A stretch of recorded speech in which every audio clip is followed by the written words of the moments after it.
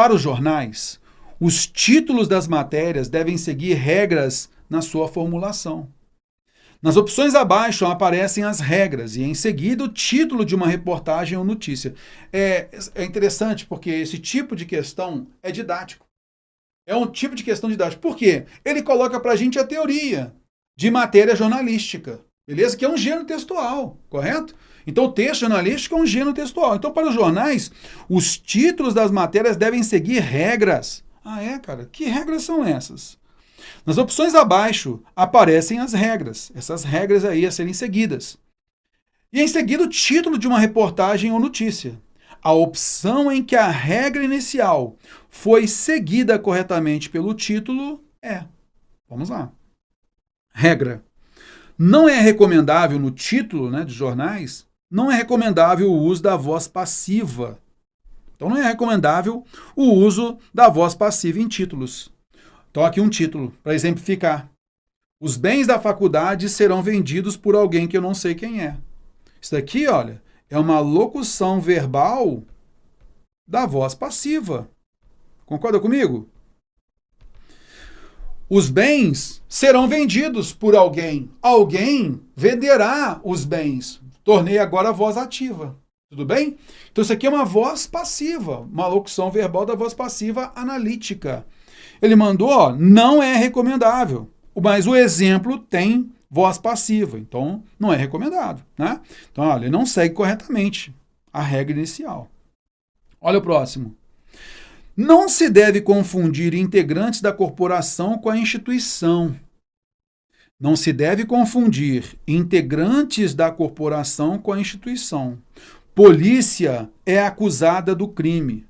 É a instituição que é acusada do crime ou um dos policiais? Ah, não, é um dos policiais. Acabei utilizando a instituição no lugar do integrante. Que, na figura de linguagem, isso se chama metonímia, beleza? Então, é utilizar um vocábulo no lugar de outro, tá legal? O lugar, então, utiliza a instituição no lugar do integrante. Se ele falou que não se deve confundir, ele confundiu. Na realidade, aqui deveria ser o quê? Policial é acusada de crime. Tá legal? A policial é acusada. Vamos à próxima. Não se deve usar o presente em referência a uma ação distante. O presidente inaugura o hospital daqui a 2 anos. Isso é impreciso, né? É natural que a gente utilize isso quando a gente quer captar do leitor, né? Aquela ideia de que aquilo vai acontecer. Por exemplo, você está estudando, cara, Terror, meu concurso daqui a 2 anos, mas eu passo nesse concurso, cara. Porque você está motivado, essa é a sua motivação. Então é natural você ter liberdade linguística para colocar um verbo no presente no lugar do futuro. Mas, de acordo com a precisão necessária num texto jornalístico, então a gente vai notar aqui que ele abusou, né? Olha só.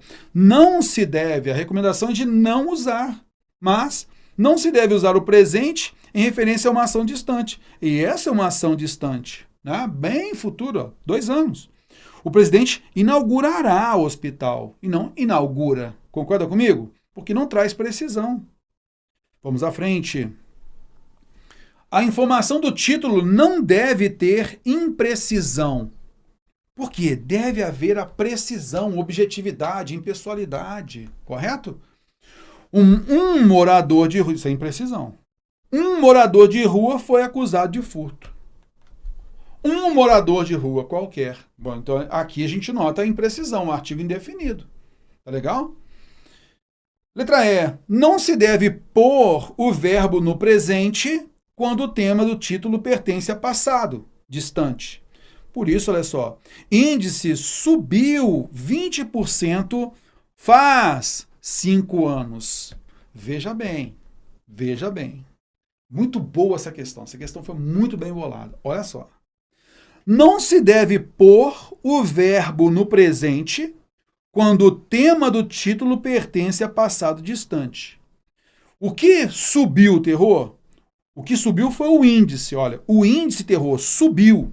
Ele subiu, tá? 20%. Ok. Então, o índice subiu. O que foi passado é o índice que subiu. Pronto. E o verbo haver, ele demonstra que atualmente, tá, ó, o índice subiu 20% faz 5 anos, relacionada ao tempo de hoje em dia. Por isso que nós falamos que em há 5 anos é tempo decorrido. Veja de novo, o índice subiu 20% faz 5 anos. Então, de hoje para o passado, eles foram 5 anos. Beleza? Então, quando nós falamos, olha só, há 5 anos é do tempo atual para o passado. Beleza? Se eu de repente falo o seguinte, olha, não vi a Maria, ó, não vi Maria, só para você ter uma noção legal aí, tá? Não vejo Maria, tá? Não vejo Maria faz 5 anos, há 5 anos. Então, olha só, partindo do princípio de hoje, tá? Hoje, tá? Moderno, hoje em dia, atualmente, tá? Não vejo Maria faz 5 anos, há 5 anos. Então, de hoje, tempo decorrido, 5 anos passados. Beleza? Mas é o seguinte, cara, eu vi Maria ontem. Aí, hoje eu vou contar para um amigo que eu vi Maria ontem. Aí eu falo assim, rapaz, cara, encontrei com a Maria, cara.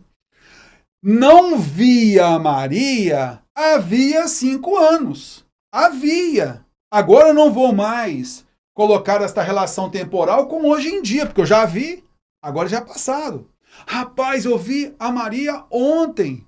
Então, olha só, fazia 5 anos que eu não via Maria. E é tudo passado, que eu já tinha visto. Percebeu, então? Quando se fala o verbo haver ou fazer na relação de tempo decorrido, eu coloco no presente, mas é uma relação do presente para o passado. E isso não invalida de maneira alguma a alternativa é. Porque esse verbo dito aqui, ó, não se deve pôr o verbo no presente quando o tema do título pertence a passado distante. É essa informação aqui, ó. O índice subiu 20%. Realmente ele não colocou o presente aqui. O índice realmente subiu 20%. Isso é passado. Numa relação com o presente. Então, desse passado até hoje em dia, isso aqui é atual. Até hoje em dia são 5 anos. É uma distância temporal de 5 anos. Então, o verbo haver marca pra gente o momento atual. Beleza? Rapaz, de hoje a 5 anos passados, o índice subiu 20%. Show de bola? Por isso, muita gente acabou reclamando, né, tentando entrar com recurso contra essa questão, porque tem o verbo haver aqui, que está no presente, só que ele é tempo decorrido. Ele marca o tempo atual, é de hoje para o passado. Cuidado. A referência aqui, ó, que não se deve pôr o verbo no presente é com o verbo subiu. É essa ação que é passada.